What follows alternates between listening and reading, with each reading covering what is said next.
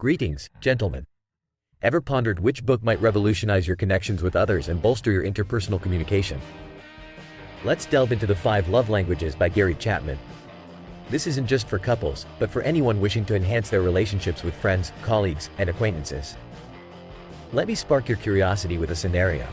Imagine discovering that the secret to sustaining deep, meaningful relationships isn't rooted in grand gestures, but rather in understanding a fundamental concept: love languages. You'll want to stick around for this journey into human connection. Let's face it, we've all been there, wondering why despite our best efforts, our relationships sometimes seem to run out of steam. Think of your relationship's love tank like a car's oil gauge. Without regular top-ups, the whole system can falter. Despite this, a staggering 40% of first-time marriages end in divorce, creeping higher with second and third unions. Why? Possibly because our emotional love tanks are depleted. Human attachments are complex. From infancy, we rely on caregivers not only for survival but also for emotional nourishment.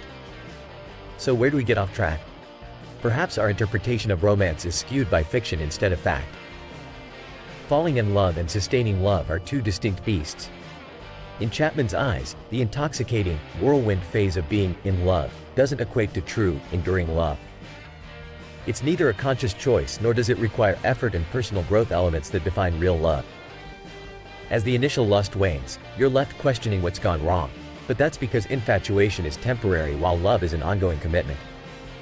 To unlock the potential of lasting love, it's crucial to learn your significant other's love language, and there are 5, according to Chapman. Just as dialects can confuse communication, so can speaking mismatched love languages. By identifying and understanding these, we can bridge the gaps that leave us feeling unfilled and misunderstood. The first language is quality time, more about engagement and presence than the hours clocked together. It's about undivided attention and meaningful interaction. To embrace this language, consider scheduling regular date nights or engaging in deep conversations using prompts to fuel discussions. Then, we have words of affirmation, the art of expressing affection and appreciation through spoken word. A sincere compliment can have a profound impact on someone whose love language is verbal affirmation. Offer praise backed by genuine reasons, or acknowledge their achievements publicly to make a lasting impression. For some, receiving gifts symbolizes love. It's not about materialism but about the thoughtfulness behind the gesture. Important dates should be imprinted in your memory if this is your partner's language. Consider keeping a running list of the things they love as a go-to for potential gifts. Acts of service speak volumes to those who value deeds over words. Doing something out of consideration, such as chores or errands, is a powerful way to show care. Physical touch is the final language. It extends beyond intimacy to include gestures of affection like hugs and holding hands. Touch is a primal need, and its absence can have the same damaging effects as neglect. Now, you're probably asking, which is mine? There are questionnaires in Chapman's book and online to help you figure that out. Understanding your love language can be revelatory and can guide how you give and receive affection. But here's the kicker: love is ultimately a choice. It's more sweat than sparkle. The real work begins after the honeymoon phase fades. Maintaining that love tank is an ongoing effort. Realistic expectations of a relationship allow for genuine, lasting relationships. So, which love language resonates with you? Do you crave words of affirmation, or do you feel most connected through acts of service? Maybe it's quality time that fills your tank? Comment below with your insights. And if you're seeking to excavate deeper into your psyche, why not explore the 11 Questions to Change Your Life ebook available right after this video?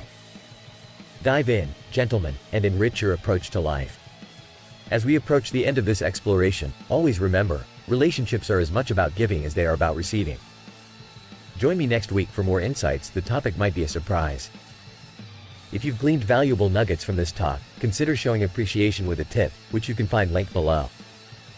Every little bit helps in creating more content that enriches our lives. As always, aim high, gents don't just exist, live. Remember to hit the subscribe button and ring that notification bell to elevate your life with every video. Until next time, live with purpose. Greetings, fellow seekers of excellence. Just imagine for a moment. What if you could achieve what typically takes 5 years, in a mere 5 months? Today, I'll unveil the top 10 insights from a groundbreaking book that might just hold the key to that level of achievement. So, brace yourselves as we dive into a treasure trove of wisdom that could very well redefine your understanding of productivity and focus. In a world barraged with near-constant digital pings, how can we hack through the noise and zero in on what truly matters? The secret lies in a single, deceptively simple concept: focus. Now, let's unpack this golden nugget, shall we? Consider the domino effect. A small domino can topple another 150% larger. This progression continues, and soon enough, what started as a mere couple of inches could very well knock down metaphorical mountains. This reflects the power of habits and choices. Start small, build momentum, and before you know it, you're achieving the unimaginable. Now, ready for the heavyweight champion of concepts from this book? The one thing.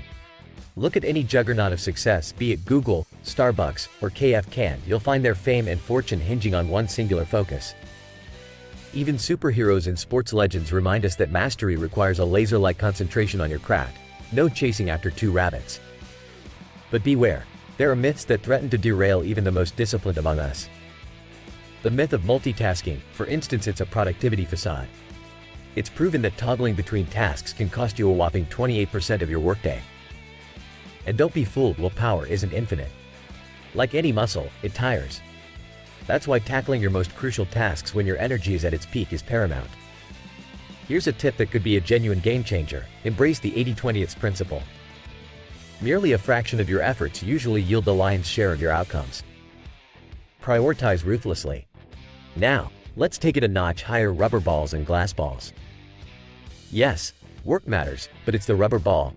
It'll bounce back. Your family, health, friends, and spirit? Those are your glass balls. Handle them with care. And don't forget Parkinson's law. A task balloons to the time you allot for it. Harness the power of deadlines, set them wisely, and watch productivity soar. Speaking of which, ever heard of the success list? It's not your typical to-do list. It's an 80-20 refined version that homes in on your one thing that'll drive your success. Ponder this magic question: what's your one thing? This isn't just about your day or week. It applies to the grand canvas of your life goals. Aim for the big visions, but don't miss the small, daily brushstrokes that get you there. Keep your eye on those one-year goals, the North Star of your endeavors. Now, don't let the sly robbers of time saying yes to everything, a chaotic workspace, poor health habits, or fear of a little disorder sneak away with your precious minutes and hours. So, how do we meld these treasures into the crucible of daily living? Ask yourself, what would it look like if it were easy? Then, strip away the resistance. Use the focusing question to zero in on what can make everything else fall into place. Now, remember, prioritizing isn't a walk in the park. You'll have to forge ahead with the spirit of a modern-day explorer.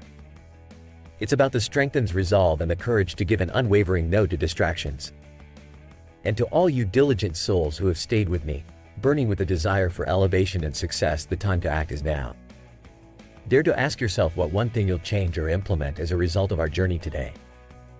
What's it going to be? If this cascade of ideas has sparked something within you, if you've gleaned even a smidgen of value from our talk, consider showing a modicum of appreciation. Find that link, friends, and let the scales of value tilt ever so slightly for those few coin could fuel our next quest for wisdom. Before you vanish back into the ether of daily life, let us part with a simple call to action: subscribe, like, and ring that notification bell. Forearmed with these insights, setting the stage for future revelations is just a click away. Gentlemen, till our next rendezvous in the pursuit of the extraordinary, keep your focus sharp and your ambitions high. I'm Max Sterling, signing off.